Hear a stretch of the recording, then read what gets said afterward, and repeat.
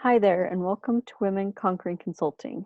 This podcast is for women and by women who are already in or interested in becoming a consultant, entrepreneur, or professional in their field, and it's partnered with 50,000 Foot.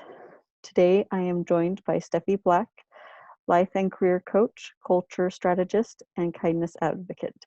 Welcome, Steffi, and thank you for joining me today. Brittany, it's a pleasure. It's nice to see a focus from 50,000 Foot on encouraging employees to do interesting things like podcasts on women and consultants. So thank you for having me here today. Thank you.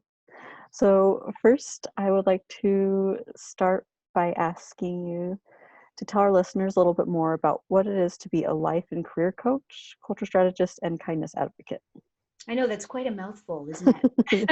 Yes. As you say that, I realize that.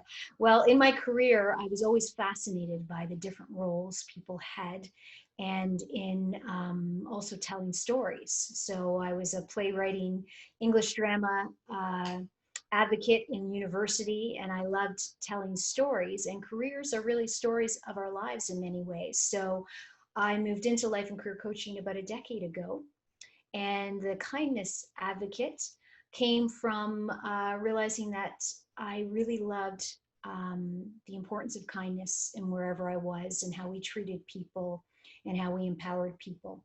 And as I shared in a conversation with you and Colin, I asked my daughters by starting to with kindness that way, and then moved into schools and then into corporations. And culture strategist is just the work I do with companies, and I work once a week with a law firm to help with hiring and culture too. Awesome. And what led you on this amazing path in becoming a life and career coach, culture strategist, and kindness advocate? Well, my curiosity to help people live their lives. And I mentioned the thread of storytelling. And, I originally started in broadcast. And that was because of a love of stories and sharing stories. So I moved from that into marketing communications, and from that into a not for profit because I wanted to give back. And all along, the thread was helping people figure out what they're best at. So to tell their own unique story. And that was where I moved into coaching after I stopped heading up a marketing system for a marketing job for a healthcare system. I wanted to do something different.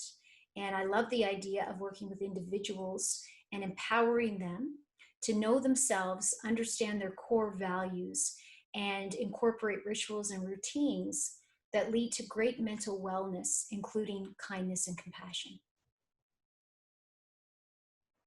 Awesome. Thank you. And um, in previous discussions with you, I've really loved your mindset about kindness, and I am personally drawn to people and places of business that practice kindness.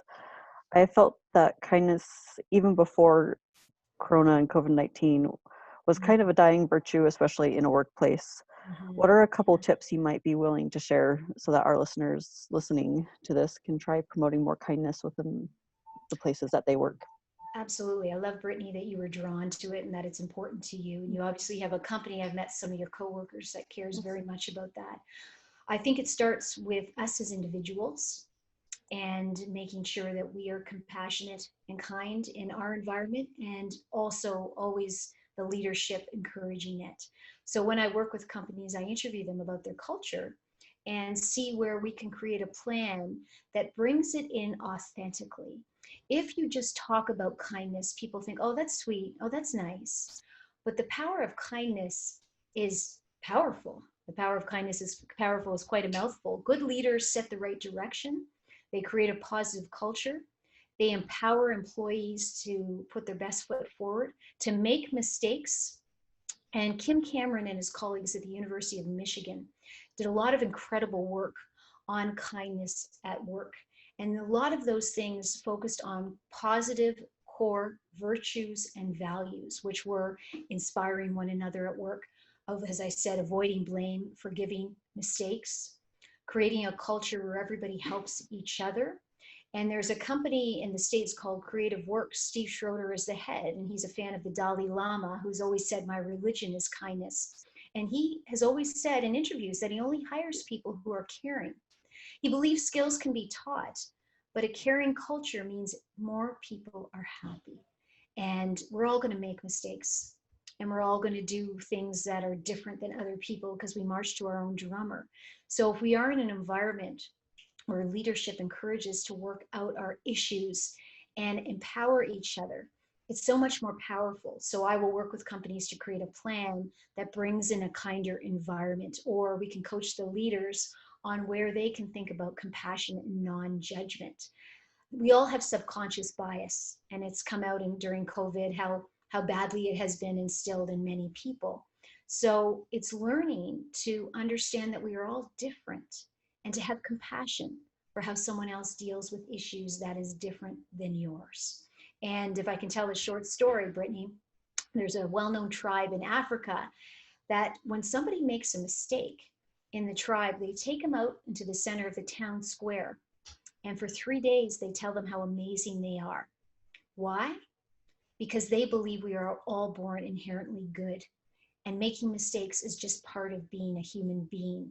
And that we shouldn't blame ourselves or beat each other up, but we should help people overcome mistakes. They are lessons for us to learn. So this tribe teaches us that praise and empowerment and helping someone overcome mistakes is much better than putting down and blame. Thank you. I just really love like anything that has to do with like being kind and promoting kindness and like tips for people to be more kind, because I enjoy being more kind. And like when I have mentioned in my previous podcast, like I've gone to hair school, and what drew me to my hair school was like, out of all the other ones is that they had a kindness campaign. And I just loved that they had that, and that I was able to still get a good education, but still be able to practice kindness and like make people's days. Like our title was like day makers, like, and future professionals. And I just, that was the highlight of my day, and it still is. Like, I just always look forward to making people's days every day. And Well, Brittany, that's awesome. You're an amazing kindness ambassador. That makes you happy is a beautiful thing. And really, kindness does make us happier. In the work of David R. Hamilton, he's a scientist and author. He talks about the 5 benefits of kindness. And one of them is heart health. Another one is better relationships at work. And another one is the domino effect. If you do something kind for someone, they'll do something kind for someone else. And I think I shared in the webinar I did with your company that a famous study in the New England Journal of Medicine documented how a 28-year-old anonymous donor walked into a kidney clinic and donated a kidney. That year, 10 other recipients of donors came forward to donate as well. That's a powerful domino effect. So that you like to do it, it only helps other people. And it absolutely helps our heart health, helps our cardiovascular system. The benefits of kindness and compassion are incredible. I still, like, even during this like time of Corona and the quarantine, like I still like, I want to hold the door open for people. I want to, still pick up something when someone drops it. Like, even though, I'm supposed to be practicing social distancing and not, doing those sort of things. Like,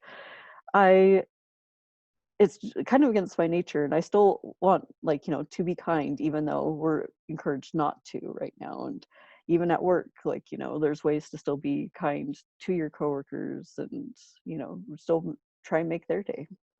You're absolutely right. I mean, so we're wearing a mask. Look at the person's eyes.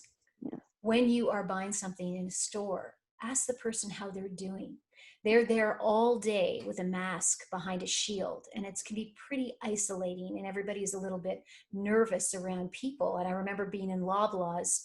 Brittany, you'd probably like this. I was in Loblaws, and I saw a very stressed woman at checkout, and I saw flowers there at Loblaws, so I picked up the flowers. And when she was putting my order through, she goes, they're pretty. And I said, those are for you. And she like almost cried because she said, the man before you yelled at me because he wanted to take 20 cans of pasta sauce. And we can't do that during COVID. We need to share the supplies. And it was just that little bit of kindness that made her feel less hurt and more appreciated. Yeah. And if we can do that, like you said, celebrate people and just in small gestures, even in listening. Marshall Rosenberg, the founder of Nonviolent Communications, which is another form of compassionate communications, always talks about radically listening to somebody, even somebody that's maybe yelling at you, because sometimes they're mad, not because of you, but because of someone else and or something else that happened to them that day. And conflict resolution can be reached 50% higher when you radically listen to someone and repeat back what they said to you. So if someone says, Brittany, I can't believe you didn't get back to me on that, and I've waited on you guys. And if you say, I'm sorry, are you frustrated that I didn't respond as quickly as you would like? We can diffuse the anger, because it's not often about you. It's what someone else is going through. And Marshall Rosenberg also talked about, he never heard the words someone called him. He heard the need behind them. And when someone is frustrated or angry, they're often going through someone else. And I'll share another story. Someone I know was dealing with a supplier who wasn't doing their job. And we were talking about it, and we were talking about maybe he's having a hard time. And most people just get mad, right? They're like, what's going on? I need this. And she decided to, intuitively, she felt there was something off with him. And she said to him, listen, you haven't been doing your job. Is there something going on? Maybe it's a tough time. And he goes, yeah, actually, my wife is sick right now and not well. And then they had this beautiful conversation, this exchange of his pain and her compassion. And if she had just gotten mad at him, where would that conversation have gone? He would just have another person yelling at him. So compassionate communications and radical listening is another form of kindness too. Thank you.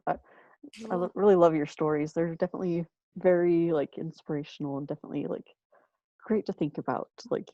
Especially that last story. You never know what somebody's going through. Right. Yeah. So my next question is, without naming any company names or individuals, do you have any success stories where you were called in to help out a company or individual with an issue with kindness, mental wellness, or non-judgment, and they later contacted you and told you what a difference it made within their company? Sure. And I won't name a name, but it was a big system, and they had different staff at their company in different areas. And I did a keynote presentation on kindness at work and why it matters, and then broke them out into groups. And there's about 8 groups, and I asked them to create a plan of kindness within their own division, so it was authentic and worked to their culture. I'm very big on that. You can't just tell people to be kind. You have to work to what will work for them and feel natural. And the more you let the employees decide what is best, the more natural it would come. So they all created plans, and then I took them all and wrote them up and worked with the culture strategist, the kindness ambassador, because I always call someone who works with me the kindness ambassador for the company, because it doesn't have to be HR. It can be someone who's passionate about the subject matter. And we created individual plans for each part of their system. And then she reported into me, because it was a month of kindness, on how well it was going. And to this day, even with a new CEO, they still do those kind activities. Not every single one of them, and I wouldn't expect it, but a change in their culture has happened. And then when I work with individuals, if I hear a lot of judgment on the people they work with, and we all do it, right? Or a lot of gossip, and this person's wrong, and this, I just ask them to think about putting themselves in that person's shoes.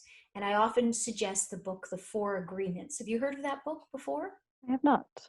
It's by, as not everybody has, it's by Don Miguel Riaz, and he was a heart surgeon who came from Toltec.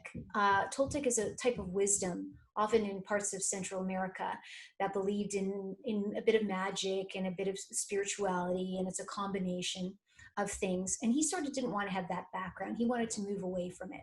So he became a neurosurgeon and sort of ignored his background for a while. And then he had a near-death experience.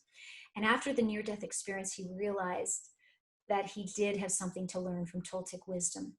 And he wrote a book called The 4 Agreements. And the agreements are as follows: speak impeccably with your word, Avoid the word to gossip against others.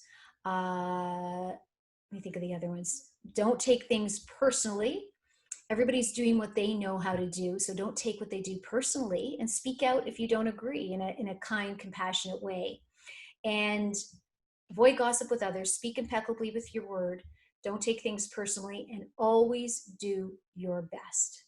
So your best may change when you're ill or depressed, but just do the best you can do. And it's a book about this big. Probably have it on my bookshelf somewhere here. And it's a beautiful story on living to your core values. And those are beautiful core values, to learn not to judge other people and to actually have compassion for them. Because sometimes what shows up in your life as a difficult person or situation is a chance for you to grow. Awesome. You know, Thank you. I'll definitely take a look into that book. That sounds definitely up my alley. oh, good, Brittany. And he's got another book you might like called The Mastery of Love. It's the Oh, follow-up. yes, I'll definitely have to find those. So my last question is, mental wellness was very important before the Corona-19 all stuff happening. But now many people are working from home and it's hard to socialize with others and everyone seems more stressed than usual. What are some tips for mental wellness that you have during our quarantine while everyone's still working from home? Absolutely. I'll suggest a few.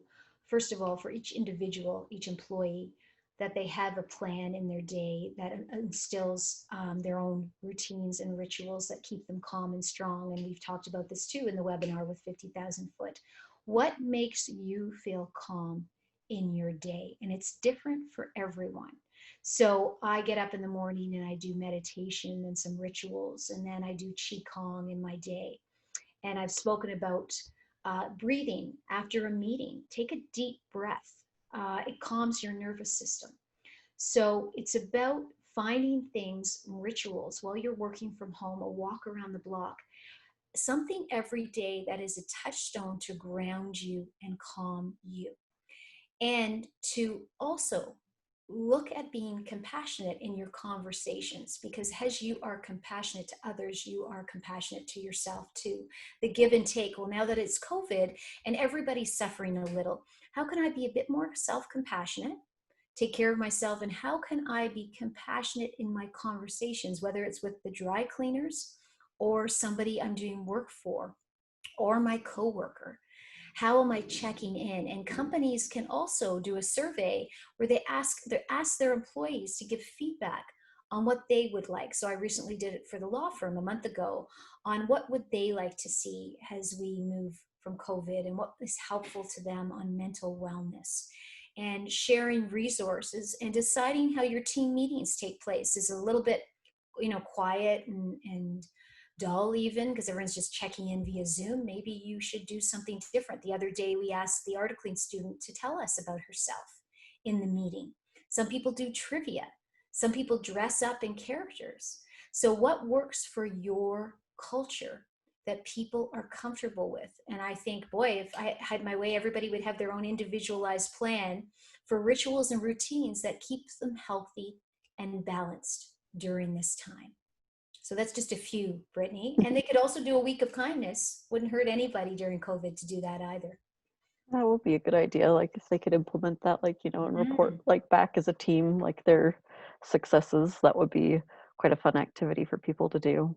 Absolutely. And I'll mention one before you go on, is one simple activity is you pick a name of an employee, however you want to do it digitally, and you write 3 kind words about them. That's been one of the most powerful exercises I've done with companies. Is I often do it in a jar, suggested jar during Random Acts of Kindness Week. You go around, everybody picks a name, they spend that week writing 3 kind words about that person. And then you can read it out in the Friday meeting. Just one simple exercise, but it's a beautiful way for people to remind themselves or be reminded of the beauty within them, because we forget. Yes.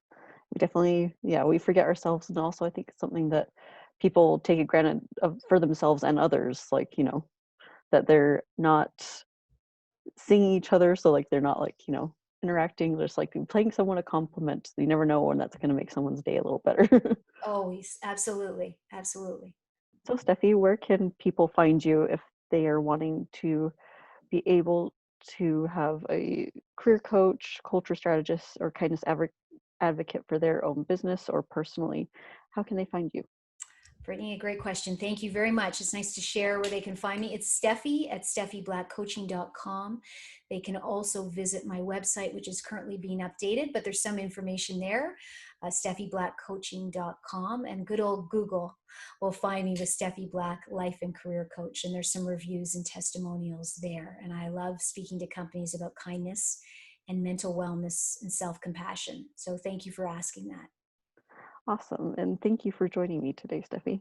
My pleasure. My pleasure. Can I leave you with a quote before we go today? Definitely. Okay. So one of my favorite quotes, I haven't shared in a while, but Aldous Huxley, who studied human nature for many decades, he was a philosopher and writer, was once asked, what was the biggest way to transform a human being? And he answered a little sheepishly.